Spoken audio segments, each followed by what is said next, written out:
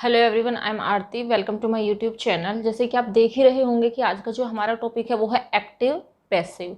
तो देखिए, ये टॉपिक है, ये एक ऐसा टॉपिक है जो हर किसी क्लास के लिए इंपॉर्टेंट है, whether it is 8th 9th 10th 11th 12th। In fact आगे जो आने वाले कंपटीशन होते हैं, जितने भी टाइप के कंपटीशन होते एग्जाम होते हैं जिनमें इंग्लिश का पार्ट आना कंपलसरी होता है, उनमें इस टॉपिक से एक्टिव एंड पैसिव से क्वेश्चन जरूर आता है। ठीक है, तो इसलिए भी ये टॉपिक थोड़ा सा इंपॉर्टेंट हो जाता है और बोर्ड एग्जाम के लिए तो ये टॉपिक है ही मोस्ट इंपॉर्टेंट। चलिए, तो हम इसको देख लेते हैं। तो इस टॉपिक को स्टार्ट करने से पहले सबसे पहली बात यही है कि हमें ये पता होना चाहिए कि एक्टिव पैसिव होते क्या, एक्टिव सेंटेंसेस किन्हें कहते हैं एंड पैसिव सेंटेंसेस क्या होते हैं।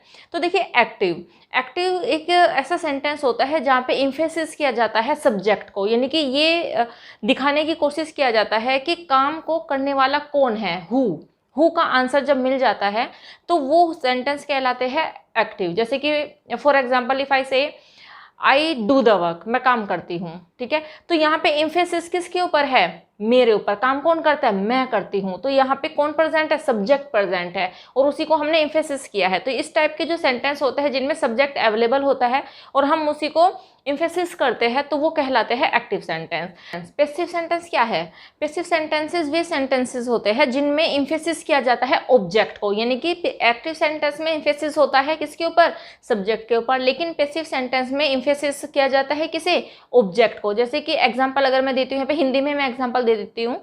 जैसे कि अगर ये कहा जाए कि चेयर टूट गई है ना, कुर्सी टूट गई। अब इस सेंटेंस में किसने तोड़ी कुर्सी, अब सब्जेक्ट एब्सेंट है ना। अगर सब्जेक्ट एब्सेंट है तो डेफिनेटली ये सेंटेंस क्या हुआ, पैसिव सेंटेंस हुआ। क्योंकि यहाँ पे ये इंपॉर्टेंट नहीं है कि कुर्सी किसने तोड़ी, इंपॉर्टेंट ये है कि क्या टूटा, क्या टूटा, चेयर टूट गई है, chair has been broken, chair टूट गई है। ठीक है, तो इस तरीके से जहां पे इम्फेसिस सब्जेक्ट के ऊपर होगा वे एक्टिव सेंटेंस होते हैं और जहां पे इम्फेसिस होता है ऑब्जेक्ट के ऊपर वो सेंटेंस कहलाते हैं पैसिव सेंटेंस। ठीक है, होप समझ में आया होगा आपको। चलिए देखते हैं अब इसे। तो देखिए, ये मैंने एक चार्ट बनाया, दैट इज़ वेरी इंपॉर्टेंट। मैंने आपको जब डायरेक्ट इंटरेक्ट कराए थे तो मैंने आपको बताया था कि टेंसेज आने बहुत कंपलसरी होते हैं। यहाँ पे भी सेम कंडीशन अप्लाई होती है कि टेंसेज आने बहुत ज़रूरी है। बट चलो कोई बात नहीं, अगर टेंस नहीं आते तो ये एक चार्ट मैंने बनाया है। अगर आप इस चार्ट को भी बहुत अच्छे से लर्न कर लेते हो तो आई थिंक 90% आपकी जो प्रॉब्लम है टेंस से रिलेटेड वो खत्म हो जाती है और आप इजीली एक्टिव सेंटेंस को पैसिव में चेंज कर पाते हो। तो देखिए कैसे सेंटेंस है ये। देखिए, 3 कॉमन रूल होता है, वो सबसे पहले आप देखिए कि पहले 3 कॉमन रूल देखिए। तो देखिए पहला रूल, देखिए पहला रूल मैंने यहाँ पे लिखा है subject and object are interchanged. इसका क्या मतलब है, इसका मतलब ये है कि देखिए सभी को पता ही है कि सेंटेंस बनाने का पैटर्न क्या होता है। पहले सब्जेक्ट आ जाती है, फिर हेल्पिंग वर्ब आती है, आफ्टर दैट मेन वर्ब आ जाती है, उसके बाद ऑब्जेक्ट आ जाते हैं, फिर रिमेनिंग जो वर्ड्स बचते हैं अदर वर्ड्स वो आ जाते हैं। तो स्टार्टिंग में क्या होता है, एक्टिव सेंटेंस में सब्जेक्ट होता है, ऑब्जेक्ट मेन वर्ब के बाद होता है। तो जब हम पैसिव बनाएंगे तो सबसे पहला रूल यही है कि सब्जेक्ट को हम ऑब्जेक्ट की जगह पे लेके चले जाएंगे एंड ऑब्जेक्ट को हम ले आएंगे सब्जेक्ट की जगह पर। तो पहला चेंज ये होता है। सेकेंड रूल होता है कि चाहे कोई से भी टेंस हो, जब हम उनको पैसिव में चेंज करते हैं तो मेन वर्ब थर्ड आती है। सारे के सारे सेंटेंसेस में कौन सी वर्ब आएगी, मेन वर्ब थर्ड।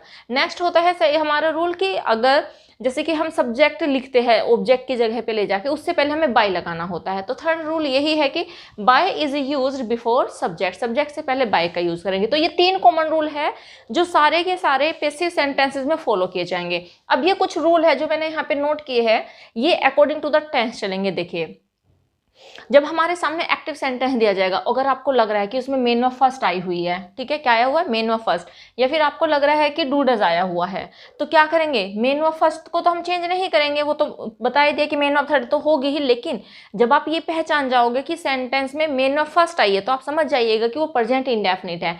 और जब आपने ये देख लिया कि हाँ मेन वर्ब फर्स्ट आई हुई है या फिर डू डज आया हुआ है, तो तब हम इज आर एम का यूज करेंगे पैसिव सेंटेंस में। ओके, इसी तरीके से अगर मेन वर्ब सेकंड आई हुई है, ठीक है, तो एंड या फिर डिड आया हुआ है तो उनकी जगह पे हम करेंगे नोट उनकी जगह पे उनके साथ। अगर मेन वर्ब सेकंड है तो पैसिव सेंटेंस चेंज करते वक्त वोज वर्ब का यूज करेंगे। अगर डिड आया हुआ है तो डिड को रिमूव करेंगे और उनकी जगह पे हम क्या यूज करेंगे, वोज वर्ब यूज करेंगे। तो देखिए इस तरीके से ये वाला जो टेंस है, अगर मैं इस टेंस की बात करते हैं प्रेजेंट इंडेफिनिट होता है, और ये वाला जो main verb second and did आता है ये आता है पास्ट इंडेफिनिट में। तो इस तरीके से प्रेजेंट इंडेफिनिट में हम यूज करते हैं is are am, past indefinite में हम यूज करते हैं वोज वर्ब। अब आगे देखिए, अगर आपको एक्टिव सेंटेंस में इज आर एम नजर आ रहा है, ठीक है। तो इज आर एम को प्लस, यहाँ पे प्लस का मतलब ये है कि आपको ये एज इट इज रहने देने हैं और इनके साथ में आपको बीइंग का यूज करना है। ओके, एंड अगर वोज वर आया हुआ है तब भी हमें क्या लगाना है, बीइंग लगाना है। तो ये अगर हम इसकी बात करते हैं, ये प्रेजेंट कॉन्टिन्यूअस है और ये पास्ट कॉन्टिन्यूअस है। तो कहने का मतलब ये है कि अगर कोई से भी कॉन्टिन्यूअस आता है, चाहे प्रेजेंट कॉन्टिन्यूअस आया हो या फिर पास्ट कॉन्टिन्यूअस आया, दोनों ही हेल्पिंग वर्ब के साथ हम बीइंग का यूज करेंगे। Got it? ओके। अब ये देखिए हैज हैव, अगर एक्टिव सेंटेंस में आपको हैज हैव नजर आया हुआ है, ठीक है, तो हम क्या करेंगे, प्लस लगाया है मैंने, यानी कि हैज हैव को वहीं रहने देंगे एंड उसके साथ में हम क्या लगाएंगे, बीन का यूज करेंगे। इसी तरीके से हैड अगर आ जाता है तो वहां पे भी हम क्या लगाएंगे, बीन लगाएंगे। इसी तरीके से अगर विल हैव आ जाता है एक्टिव सेंटेंस में या फिर शैल हैव आ जाता है तो उसके साथ भी हम क्या यूज करेंगे, बीन का यूज करेंगे। ठीक है, तो इस तरीके से ये जो टेंस है ये है पास, ये है प्रेजेंट परफेक्ट, हैड अगर आया हुआ है तो पास्ट परफेक्ट है, एंड अगर विल हैव या शैल हैव आया हुआ है, कोई सा भी एक आया हुआ है इनमें से, तो वो हो जाता है फ्यूचर परफेक्ट। तो तीनों परफेक्ट है। तो अगर हम बात करते हैं तीनों परफेक्ट की तो उनमें हम मेन वर्ब तो थर्ड लगेगी ही लगेगी, इनके साथ में has have, had, will have and shall have के साथ में हम बीन का यूज करेंगे।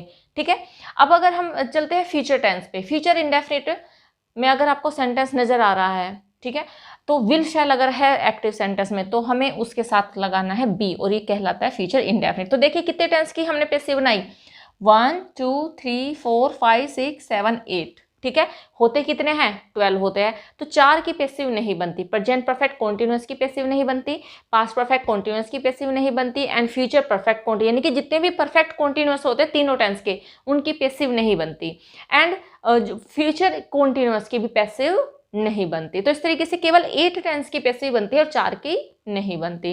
होप यहाँ तक आपको समझ में आ गया। चार्ट अच्छे से याद कर लोगे तो बहुत इजी होगा आप लोगों को लर्न करने के लिए। बस ये याद कर लीजिएगा कि किसके साथ क्या लगाना है, क्या चेंज करने हैं, बस आगे तो हम चेंजेस करने सीखेंगे ही। इसी के साथ साथ एक और टेबल मैंने यहाँ पे बनाई है, देखिए ये वाली टेबल मैंने यहाँ पे बनाई है। तो अगर सेंटेंस में एक्टिव, जब हम सेंटेंस देखेंगे अगर एक्टिव सेंटेंस में आई आया हुआ है तो जब हमें उसको कहाँ पे लेके जाना है, ऑब्जेक्ट की जगह पे लेके जाना है, तो हम आई का करेंगे मी। ठीक है, आई किस में चेंज हो जाएगा, मी में। या फिर अगर वी आया हुआ है तो वी किस में चेंज होगा, अस में चेंज हो जाएगा। यू है तो यू में ही रहेगा, ही है हिम में चेंज हो जाएगा, शी, हर, दे, देम। तो एक चेंज ये है कि ये भी चेंज आपको याद करने पड़ेंगे। तो ये हो गए टेंस के अकॉर्डिंग चेंजेस और ये हो गया एक टेबल जिसको आप चेंज करना है आपको। हाँ, इसमें एक बात और याद रखिएगा कि अगर ये ऑब्जेक्ट की जगह पे है, ठीक है, और हमें इनको कहाँ लेके जाना है, सब्जेक्ट की जगह पे लेके जाना है, तो जो मी है वो सब्जेक्ट की जगह पे आके आई में चेंज हो जाएगा। ठीक है, और अगर अस है ऑब्जेक्ट की जगह पे और हमें उसे कहाँ लेके आना पड़ेगा, सब्जेक्ट की जगह पे लेके आना है, तो तब वो हो जाएगा वी। यानी कि अगर ये सारे सब्जेक्ट है ऑब्जेक्ट की जगह पे लेके जाएंगे तो ये इसमें चेंज हो जाएंगे, और अगर ये ऑब्जेक्ट की जगह पे है और हमें इन्हें सब्जेक्ट की जगह पे लेके आना है तो ये इसमें चेंज हो जाएंगे। तो ये एक और चेंज था, ये आप याद रखिएगा। ठीक है, तो चलिए हम इसका कुछ एग्जाम्पल देख लेते हैं। देखिए, she does not read this book, ध्यान से देखिएगा, ये हमारा सब्जेक्ट है, ठीक है, ये हमारी मेन वर्ब है, ठीक है, ये हमारी वर्ब है एंड ये हमारा यहाँ से लेके यहाँ तक ऑब्जेक्ट है। तो अभी हमने पहला रूल क्या लिखा है, सब्जेक्ट को ऑब्जेक्ट की जगह पे एंड ऑब्जेक्ट को सब्जेक्ट की जगह पे। चलिए करते हैं। तो ऑब्जेक्ट क्या है हमारा, दिस बुक। याद रखिएगा सब्जेक्ट हमेशा मेन वर्ब के बाद ही आ जाता है ऑलमोस्ट। ठीक है, तो ये स्टार्टिंग में हम क्या लिख देंगे, दिस बुक, लिखिए दिस बुक, हो गया।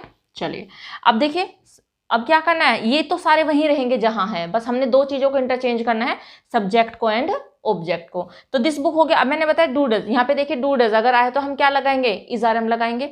अब ऑब्जेक्ट क्या है, दिस बुक है, सिंगुलर नंबर है तो क्या लगाएंगे, इज लगाएंगे। दिस बुक इज, रीड की थर्ड फॉर्म क्या होती है, रीड ही होती है, तो हम यहाँ पे रीड लिखेंगे, लेकिन यहाँ पे नोट है तो नोट आ जाएगा हेल्पिंग वर्ब के बाद में। This book is note, read का क्या हो जाएगा, रीड। अब देखिए, अब क्या बचा हमारा, सब्जेक्ट बचा है। सब्जेक्ट किससे पहले क्या बोला है मैंने लगाने के लिए, सब्जेक्ट से पहले हमें लगाना है क्या, बाय। ये हमने यहाँ पे बाय नोट किया एंड आफ्टर दैट मैंने बताया था कि शी अगर है तो किस में चेंज हो जाएगा, देखिए यहाँ पे ये रहा शी, किस में चेंज हो जाएगा, ऑब्जेक्ट की जगह पे जाके हर में, तो ये हो जाएगा her. This book is not read by her. Hope समझ में आया होगा। चलिए नेक्स्ट देखते हैं। We played cricket. चलिए अब ऑब्जेक्ट क्या है इसमें, क्रिकेट, तो स्टार्टिंग में हम क्रिकेट लिख देंगे। अब देखिए कौन सी फॉर्म है वर्ब की, सेकंड फॉर्म है। अगर आपको वर्ब की फॉर्म्स आती है तो आप इसको देखते ही पहचान जाओगे कि ये कौन सी फॉर्म है, पास्ट फॉर्म है, ये मेन वर्ब की सेकंड फॉर्म है। अब देखिए जहाँ पे मेन वर्ब सेकंड है तो क्या लगाना है, वॉज वर्ब लगाना है। अगर सब्जेक्ट हमारा सिंगुलर है तो वॉज आ जाएगा, तो क्रिकेट तो सिंगुलर है तो क्या लगाएंगे, was. Cricket was and main verb played, cricket was played. अब सब्जेक्ट बचा हमारा, उससे पहले हमें बाई लगाना है, ये हमने बाई यूज किया यहाँ पे। एंड देन वी का किस में हो जाएगा, देखिए आप यहाँ पे वी को किस में चेंज करना है, अस में चेंज करना है, बाय अस। ओके, तो ये हो जाएगा cricket was played by us. Hope समझ में आया होगा इतना आपको। तो ये कुछ और एग्जाम्पल देख लेते हैं इसके। देखिए फर्स्ट एग्जाम्पल लिखा है मैंने, दे आर राइटिंग आर्टिकल। अब देखिए मैंने बताया आपको कि सब्जेक्ट एंड ऑब्जेक्ट इंटरचेंज होंगे, ये सब्जेक्ट है and this one is object. तो ऑब्जेक्ट को स्टार्टिंग में ले आते हैं, तो ये हो जाएगा आर्टिकल, ठीक है। अब इज आर एम यूज हुआ है, अब हमें जो हेल्पिंग वर्ब है वो हमें लगानी है अकॉर्डिंग टू द ऑब्जेक्ट। अब ऑब्जेक्ट क्या है, यहाँ पे देता था तो हमने क्या यूज किया हुआ था, आर था, लेकिन article is the singular number, तो ये आर किस में चेंज हो जाएगा, इज में, बिकॉज आर्टिकल इज सिंगुलर। तो आर्टिकल इज, मैंने आपको क्या बताया था चार्ट में अभी जो लिखा है, तो इज आर एम अगर आ जाता है तो बीइंग लगाएंगे, तो article is being. Main verb यहाँ पे राइटिंग लिखा हुआ है, मेन वर्ब की थर्ड फॉर्म क्या हो जाएगी, return. Article is being return. अब दे है, क्या हो जाएगा, देम हो जाएगा, लेकिन उससे पहले हमें क्या यूज करना है, by, by them, full stop, ठीक है। तो ये हो गया हमारा article is being written by them. Next देखिए, she has given a book, ये देखिए ये सब्जेक्ट है and this one is object, तो लाइए इसको इसकी जगह पे, ये हो जाएगा अ बुक, हैज यही रहेगा, हैज के साथ क्या बताया मैंने, बीन यूज करना है, तो हमने ये बीन यूज किया, थर्ड फॉर्म ऑलरेडी लगी हुई है इसमें, बिकॉज प्रेजेंट परफेक्ट कोई सा भी परफेक्ट टेंस हो उसमें मेन ऑफ थर्ड लगते हैं, तो गिवन ऑलरेडी है, गिवन। अब यहाँ पे बाय यूज करेंगे एंड शी किस में चेंज हो जाएगा, हर में चेंज हो जाएगा, बाय हर। नेक्स्ट देखिए, my mother will cook the food. अब ऑब्जेक्ट क्या है, ये हमारी वर्ब है एंड ये हमारा ऑब्जेक्ट है, and this one my mother is subject. तो लाइए हम द फूड को स्टार्टिंग में लेके आते हैं, द फूड, विल ही रहने वाला है, विल के साथ क्या बताया था लगाने के लिए, बी, तो the food will be, third form हो जाएगी कुकी, कुकड, कौन पका रहा है, बाय लगाएंगे सब्जेक्ट से पहले, बाय माय मदर।